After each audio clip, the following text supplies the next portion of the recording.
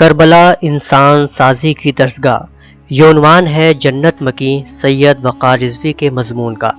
جسے مرحوم نے 9 محرم 1440 ہجری میں لکھا تھا، لیکن آج کے پس منظر میں بھی اس مضمون کی قرأت و سماعت افادیت سے خالی نہیں۔ ملاحظہ ہو 1400 برسوں سے ہم کربلا کا مسلسل ذکر کر رہے ہیں۔ ہزاروں ذاکرین اپنی بصیرت افروز تقریر سے ہمیں ہر روز مستفید کرتے ہیں، لیکن کیا جیسے ہمیں بیدار ہونا چاہیے تھا ہم بیدار ہوئے؟ جنہیں بیدار ہونا چاہیے تھا وہ ابھی تک بیدار نہیں ہوئے۔ دوسری طرف جن سے توقع نہیں تھی انہوں نے آزادی کی جنگ فتح کر لی۔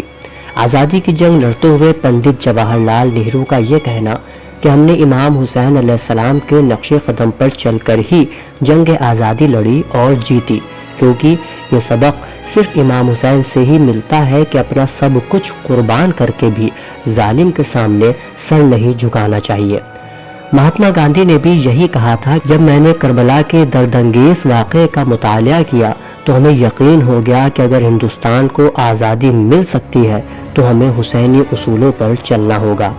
ایک طرف جیبی کھیر جو مسلمان نہیں ہے وہ کہہ رہے ہیں کہ امام حسین علیہ السلام مسلمانوں کے ہی نہیں، ہم ہندوؤں کے بھی رہنما ہیں۔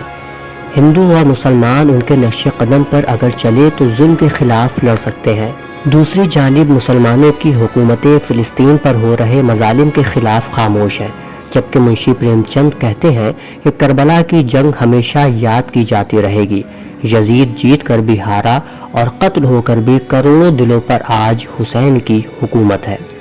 سوامی شنکراچاریہ کا یہ کہنا کہ جو امام حسین کی عظمت کم کرنے کی ناکام کوشش کرتے رہتے ہیں کہ ان کو سمجھنا چاہیے کہ یہ امام حسین علیہ السلام کی قربانی کا ہی نتیجہ ہے کہ آج اسلام باقی ہے، نہیں تو اس دنیا میں اسلام کا نام لینے والا کوئی نہیں ہوتا۔ ڈاکٹر راجندر پرساد تو یہ کہتے ہیں کہ امام حسین کی قربانی ایک ملک یا قوم تک محدود نہیں ہے، بلکہ یہ سبھی انسانی ذات کے لیے بھائی چارے کا پیغام ہے۔ یا پھر ڈاکٹر رادھا کرشنن کا یہ قول کہ امام حسین نے ہمیں بتایا کہ حق اور صداقت کے لیے سب کچھ لٹایا جا سکتا ہے، مگر تمام مسلمانوں میں سے چند مسلمان جو تمام مسلمانوں پر غالب ہیں، کیونکہ اقتدار، طاقت اور دولت انہی کے پاس ہے، وہ نہیں چاہتے کہ امام حسین کی یاد باقی رہے، کیونکہ کربلا کا واقعہ ہی دنیا کی تاریخ کا واحد واقعہ ہے جہاں ایک انکار نے ظالم حکومت کا نام و نشان مٹا دیا، جو ظلم کے خلاف تھا۔ جو امام حسین علیہ السلام کی جنگ اس کی یقین دہانی کراتی ہے کہ کم تعداد اپنے مقصد کو پانے میں رکاوٹ نہیں ہے، دوسروں کے گلے کاٹ کر نہیں بلکہ اپنے گلے کٹوا کر بھی کوئی جنگ جیتی جا سکتی ہے، بس اس کے لیے حق پر ہونا لازمی ہے۔ مخالف طاقتوں نے پہلے سنی اور شیعہ میں اختلاف کے بیج بوئے، اس سے پورا مقصد حاصل نہیں ہوا تو سنیوں میں ہی اتنے اختلاف پیدا کر دیے کہ سنیوں کو شیعوں سے لڑنے کی ضرورت ہی نہیں رہ گئی۔ دوسری طرف شیعہ ہیں، مگر کس کے یہ نہیں معلوم، کیونکہ یہ بڑا منصب ہے۔ ہاں، ہم یہ ضرور دعویٰ کر سکتے ہیں کہ ہم محبان حسین ہیں، ہم عاشقان حسین ہیں۔ شیعان علی کا دعویٰ تو سلمان اور قمبر جیسوں کو ہی زیب دیتا ہے۔ میں نے جن غیر مسلموں کے تمام کوٹیشنز آپ کے سامنے پیش کیے وہ سب کے سب تقریباً 70 سال پہلے کے ہیں، جب سوشل میڈیا نہیں تھا، اخبارات اس کثیر تعداد میں نہیں تھے، ٹی وی پر صدائے کربلا اور پیغام کربلا جیسے پروگرام نہیں آتے تھے، نہ اپنے پاس حسینی چینل تھا، نہ ون اور نہ ہادی چینل۔ پھر بھی تمام غیر شیعہ اور عالم اسلام کے تقریباً سبھی افراد محرم میں امام حسین علیہ السلام کی عظمت، ان کی قربانی کی یاد اپنے اپنے غیر معمولی طریقے سے مناتے تھے۔ تب نہ ان کے محرم کے خلاف کثیر تعداد میں فتوے تھے اور نہ غیر مسلموں کی امام حسین علیہ السلام کے بارے میں اتنی غیر شناسی کہ وہ 10 محرم کو اپنے ایجوکیشنل انسٹیٹیوشن کھولنے کی بات کہیں۔